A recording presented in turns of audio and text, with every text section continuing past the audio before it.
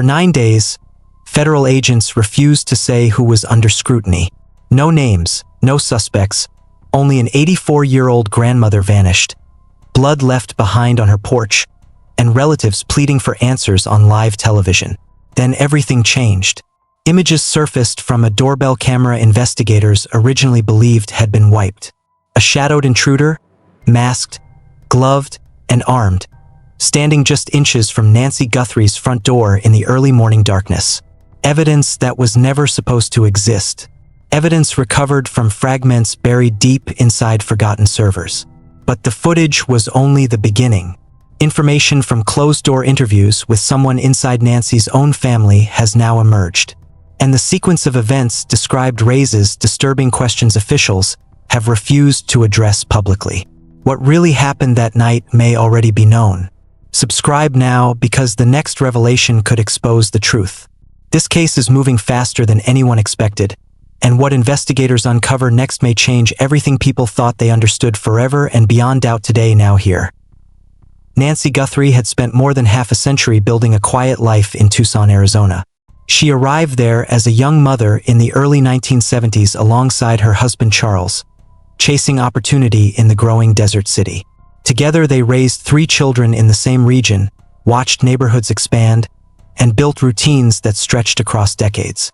When Charles died unexpectedly in 1988 during a mining expedition in Mexico, Nancy stayed. She remained in the home filled with memories, adapting to life alone but never leaving the community she knew. By 2026, Nancy was 84 years old. Age had slowed her body but not her mind.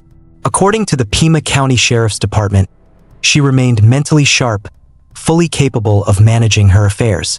But her physical condition required careful monitoring. She lived with a serious cardiac condition and depended on a pacemaker to regulate her heart rhythm. Daily medication was essential. Any disruption to that routine carried real risk. Her family remained close. Her daughter Savannah had become a nationally recognized television journalist, while her daughter Annie lived just minutes away in Tucson. Annie's husband, Tommaso Cioni, had been part of the family for years. Originally from Italy, he worked as a teacher and writer, known for his quiet demeanor and intellectual interests. Saturday, January 31, 2026 began like many other weekends. That evening, Nancy arranged transportation through Uber at approximately 5:32 p.m. Digital records confirmed the trip carried her from her home to Annie's residence in the Catalina foothills. Family members later described the gathering as routine. They shared dinner. They talked. They spent time together. Nothing about the night appeared unusual. Hours later, the evening came to an end at approximately 9:40 p.m. Tommaso Cioni drove Nancy back to her home.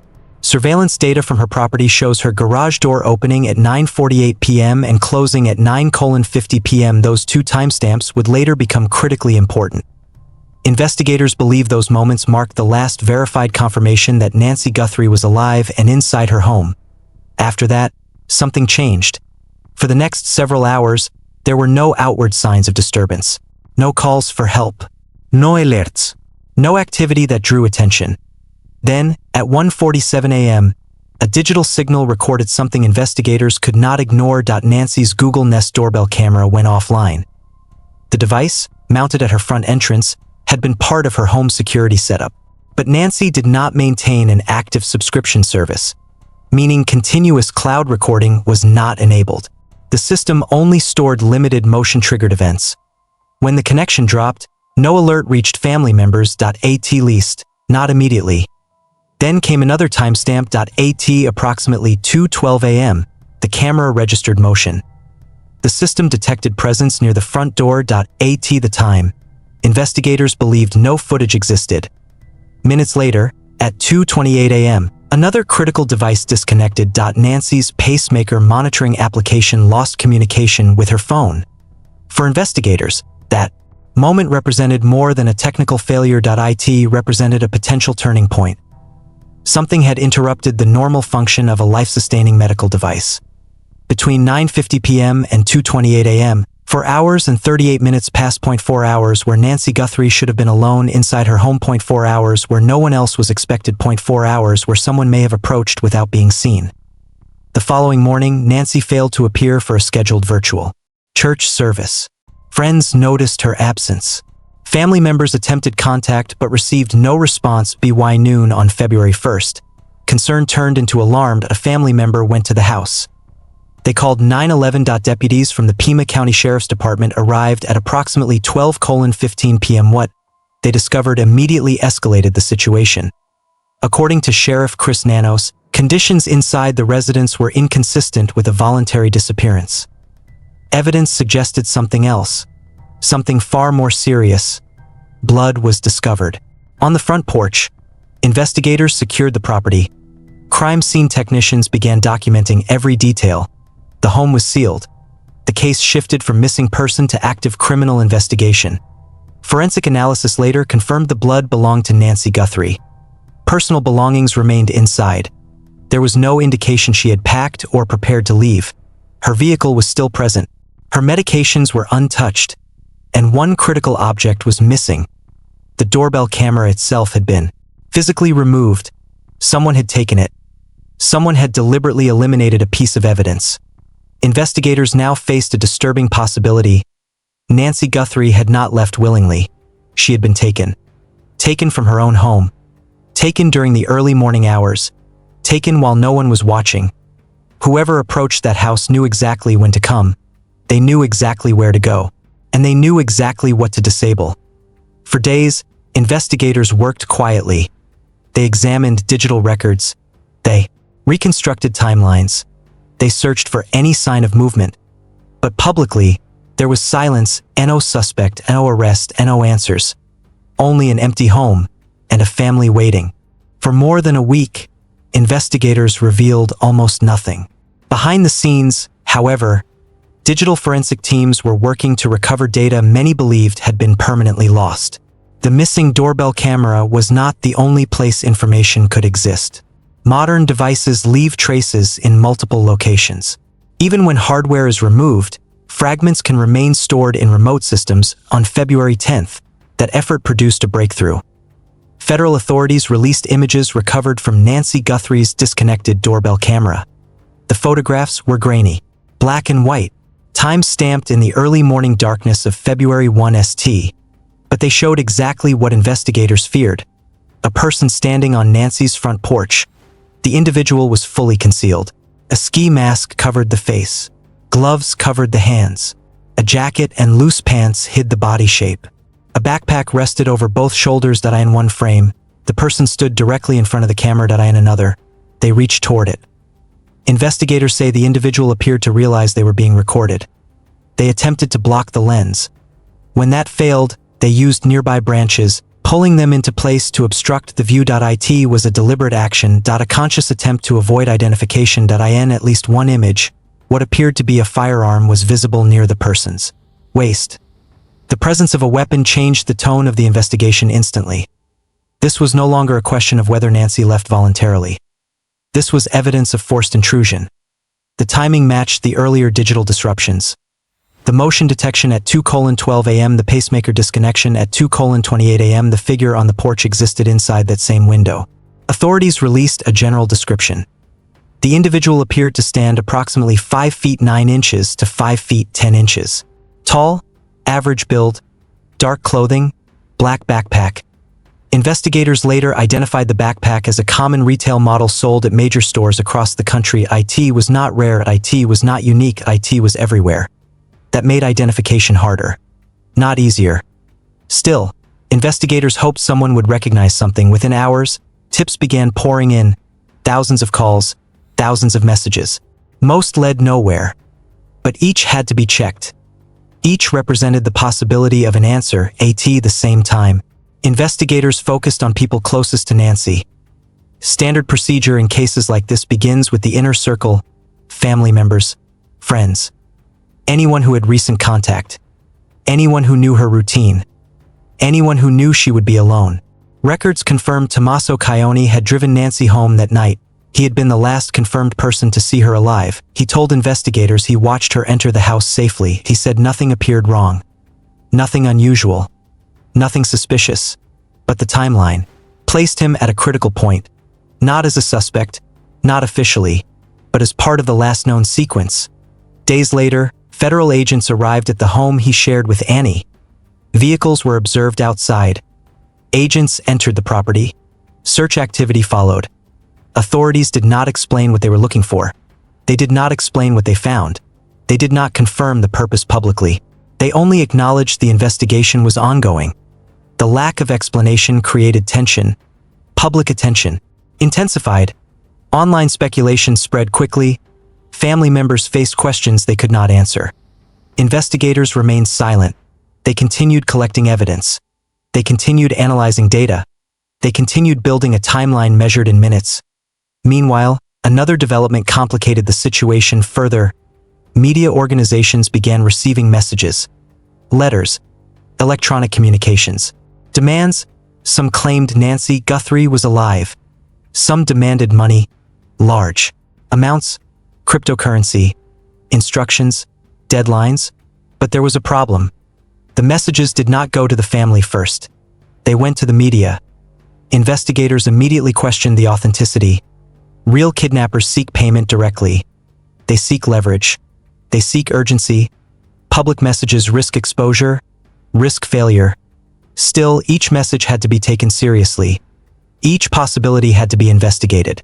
Then came another arrest. A man in California was charged with sending fraudulent ransom messages connected to the case. Authorities said he had no involvement in Nancy's disappearance. He had only exploited the situation. It was a distraction, not a solution. While investigators pursued every lead, Nancy remained missing. NO confirmed sightings. NO confirmed contact. NO confirmed proof of life. The only clear image remained the masked figure on her porch, standing in the dark, waiting. The release of the porch images changed everything. Until that moment, the case existed mostly in absence and empty. Home. A missing woman. A timeline filled with silence. Now there was a presence, a figure, a person who had stood exactly where Nancy Guthrie last lived freely. Investigators began expanding their search outward from that single point. Neighborhood canvases intensified. Agents went door to door asking residents for surveillance footage. Every camera became a potential witness. Every passing vehicle became a possible lead. Roadways leading into and out of the Catalina foothills received particular attention. Authorities wanted to know who entered the area, who left, and when. Some footage showed normal traffic, neighbors leaving early for work, delivery drivers completing routine routes. Nothing immediately connected to the masked figure.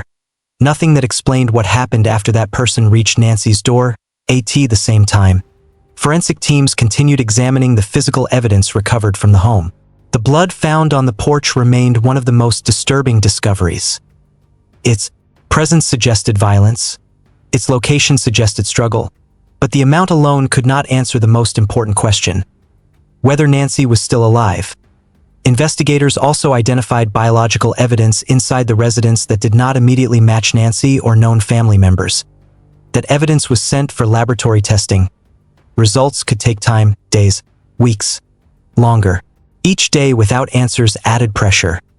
Public interest grew. National media began covering the story. Nancy's family appeared on television. They asked for help. They asked for information. They asked for her safe return. Behind the scenes, investigators examined another critical question. How had the intruder entered? The front door showed no obvious force damage visible to the public. The garage had closed normally at 9:50 p.m. Windows remained intact. That suggested two possibilities. Either the person forced entry in a way not immediately visible. Or Nancy opened the door herself. That possibility raised even more questions. Would she open the door in the middle of the night? Would she respond to a knock at 2 a.m.? Would she trust whoever stood outside? Investigators did not answer those questions publicly, but they continued searching for anything that could explain the sequence. Another unknown remained the missing doorbell camera. Its removal suggested intent. The person on the porch did not simply pass by. They interacted with the device. They attempted to block it, then at some point they removed it entirely. Investigators believed the person understood its importance, understood it could identify them, understood it could capture everything, and yet, despite removing the hardware, they failed to erase everything. Fragments survived. Enough to prove they were there. Enough to show preparation. Enough to show purpose. Still, preparation alone did not guarantee success. Mistakes happen. Oversights occur. Investigators believed something had been left behind. Something small, something overlooked. They just had to find it. The investigation entered its second week. Officials increased the reward for information. They hoped money would motivate someone to come forward. Someone who saw something unusual. Someone who noticed behavior that did not fit. Someone who recognized the backpack dot or the posture dot or the eyes behind the mask. Because someone always knows something. Someone always remembers something later. The challenge was finding that person before time erased the details. Meanwhile, Nancy's medical condition added urgency. Her pacemaker had not reconnected. Her medications remained inside her home. Without treatment, her survival became less certain with each passing day. Investigators understood that reality. They worked around the clock, following leads, eliminating possibilities, reconstructing movements, trying to turn fragments into answers, but publicly, they remained careful. They avoided speculation. They avoided conclusions without proof. They repeated only what they knew. Nancy Guthrie was missing. She had last been seen inside her home, and an unknown person had appeared at her door. That person remained unidentified, and until that changed, the case remained open. Open questions, open leads, open hope, somewhere beyond the images, beyond the timelines, beyond the silence. The truth waited, hidden behind a mask, hidden behind a moment, hidden behind the night Nancy Guthrie disappeared. The truth is still waiting to be uncovered. Someone has seen that figure before. Someone remembers that backpack in a different place on a different day. Someone holds a detail that could change everything. If you know anything, contact the FBI at 1-800-CALL-FBI. A $100,000 reward is available. This investigation is moving quickly. Subscribe now so you stay informed. The moment a breakthrough happens, everything will change instantly for everyone watching now. Today, worldwide audience here tonight, soon ahead. Now, please now.